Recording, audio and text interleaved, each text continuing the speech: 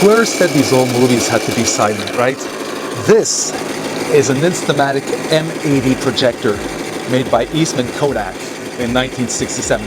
And that's the actual sound it makes. And from memory, it's always made that sound. And it was acquired by my parents that same year, 1967. Unfortunately, the lamp blew decades ago, and they're rare, they're really expensive, and they're a bit unreliable because they burn out prematurely. They generate a lot of heat. But I repaired the projector by converting the lamp to something readily available and fairly inexpensive. And I shot the entire sequence of repairs, but while editing, I realized my video was running too long. Way too long, actually, and I wanted something more concise. To start, there was the initial opening, the dusting off, and then when I unscrewed and pried open the projector's casing, I found the bottom part, which is made of hard plastic, almost like Bakelite, had some sort of flaky, gritty, almost burnt stuff, which I described in great detail.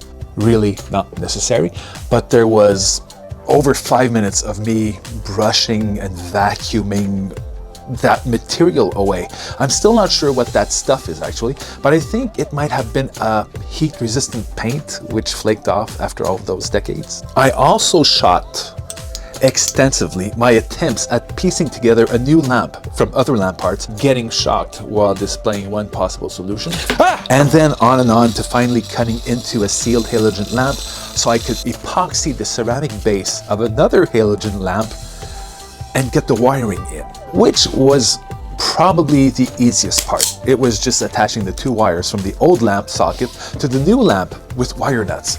Fairly straightforward. Oh, and I cut up some sheet metal to act as some sort of socket holder, for lack of a better word. But then how would it hold where the old lamp was, and would it interfere with the function of the glass partition, which was crucial to limiting heat from the bulb's focused light onto the film when the projector was paused, or if it stalled for whatever reason. Though I filmed all this, it's a good thing I realized just how long this video would have run if I'd included all these minute details. And I have to admit, I was more than just a little dismayed when I felt the disparity between my enthusiasm and, dare I say, absolute elation at getting this antiquity to project moving images, which had been filmed nearly 60 years ago, or versus the actual semi-finished product of what I'd shot. And all this not to really get the projector into perfect working order, but to achieve more of a, hey, I can get this thing running and get a repair video out of it, or more a sort of proof of concept and get it to project these 8mm films at least once so I can somehow convert them to digital, probably just by shooting with a digital camera, though I don't know how that would look. I've yet to try, because I really want to see those old, silent, high contrast black and white films of my parents' parties with my dad's four sisters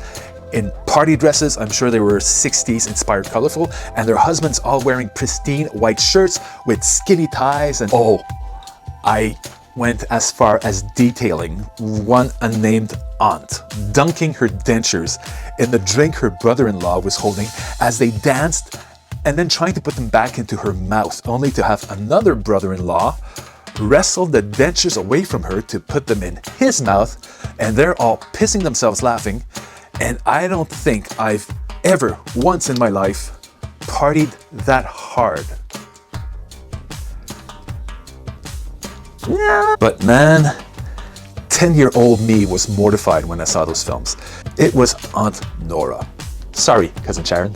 I wisely decided to edit all that out, and not even mention that I also have a couple of other reels from high school and later on from film classes. Yeah, we were shooting actual Super 8 film back then.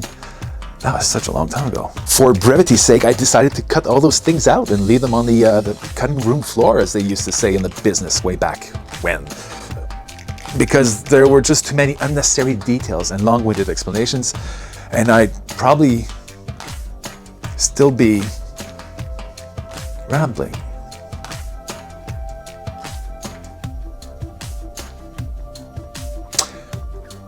Here's the work. There's really not much to it, and it's kind of simple when you think about it.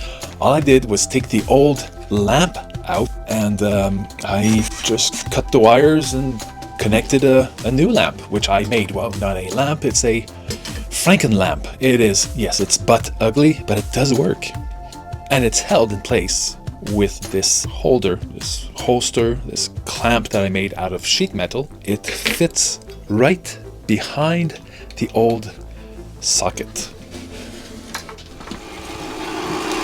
And so we come to the end of our story.